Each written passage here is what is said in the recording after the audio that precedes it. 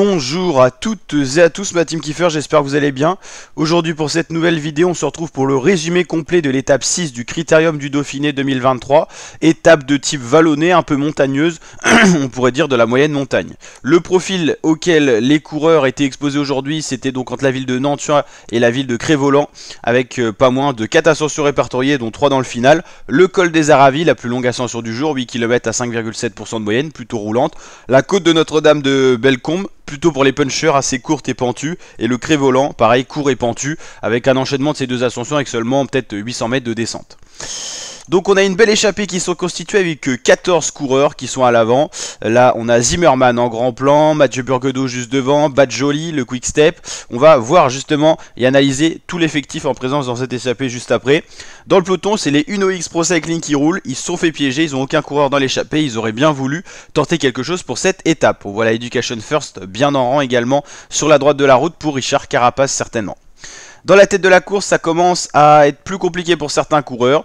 Donc l'effectif complet, on a Nance Peters qui est juste au premier rang, le numéro 16, le dossard 16. Jonathan Cachrovero pour la Ineos, Andrea Badjoli pour la Quick Step, Dries de Venance pour la Quick Step, André Amador, Zimmerman, Jorgensen, Trentin, Zingel, Axel Zingel, le Cofidis, le français, Lawson Craddock, Mathieu Burgodeau, Vercher, je ne connais pas son prénom, Alexis Vuillermo et Simon Guglielmi. Voici l'effectif complet. On avait deux autres coureurs qui ont été ils étaient 14 au début, il y avait Campenart et Pierre Latour, mais ils ont été lâchés assez rapidement au final. Donc voilà, là il y a un français, c'est Axel Zingel qui est lâché ici, un autre français là qui est lâché, c'est Matteo Vercher. L'écrémage se fait petit à petit dans l'échappée alors que ça a attaqué. C'est Mathieu Burgodeau et Jonathan Cachrovero qui se sont isolés tous les deux plus forts de l'échappée. Dans le peloton, c'est également l'écrémage, on voit un équipier de la Jumbo et de Vingegaard, Nathan Van Hondong, qui s'écarte avec d'autres équipiers très certainement. Pas de leader pour le moment en difficulté. Et donc pour le moment, donc voici le peloton dans les lacets et les échappés qui sont là en fait tout simplement. Duo puis trio, Zimmerman va revenir au courage, on va retrouver 3 hommes en tête, Jonathan Cachrovero, Zimmerman et Burgodeau. Donc 21 km c'est encore long, le peloton à 1,19, ça craint quand même pour les échappés, un éventuel retour du peloton. Donc là on a un peloton qui s'est quand même bien effiloché.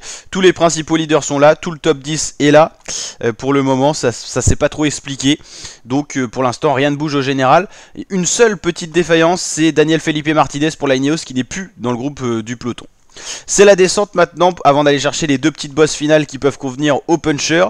Le peloton est toujours groupé, on a encore des gros rouleurs, des gros gabarits comme Nils Pouliot qui sont présents dans le peloton. Ça montre que ça n'a pas été à fond. David Gaudu est pas terrible, il est toujours placé un peu à l'arrière du peloton, on pourrait pas dire la forme qu'il a pour le moment. Et là, pour les 3 coureurs de tête, on arrive dans les 2 ascensions successives, la côte de Notre-Dame de Bellecombe et le Cré-Voland. Vous voyez qu'il y a très peu de descente et beaucoup de montées avec des pourcentages assez rudes, 15, 11, 9 ou 10%.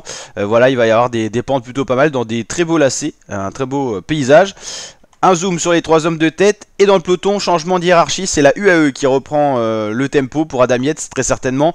Une 28, ça va être compliqué pour revenir quand même, hein, malgré le tempo qui peut être imposé.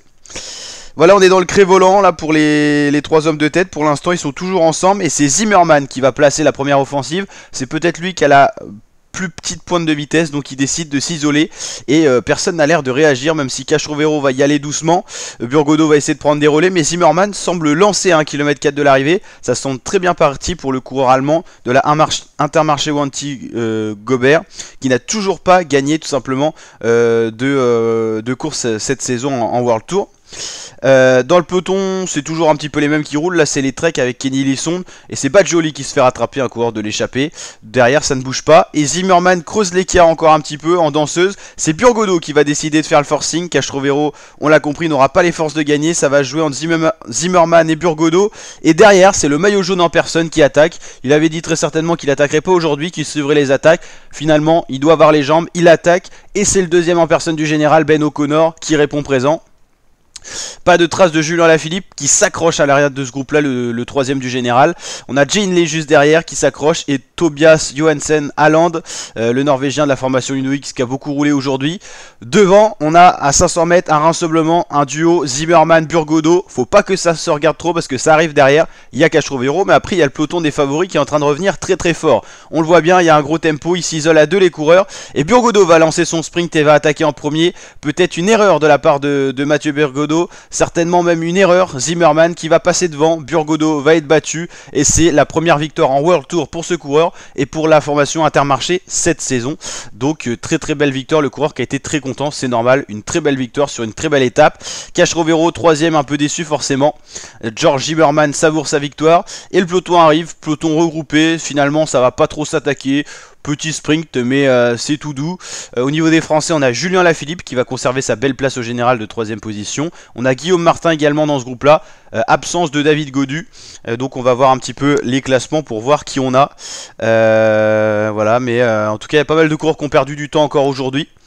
Donc le classement de l'étape, George Zimmerman s'impose devant Burgodo et Cash Rovero, les trois échappés.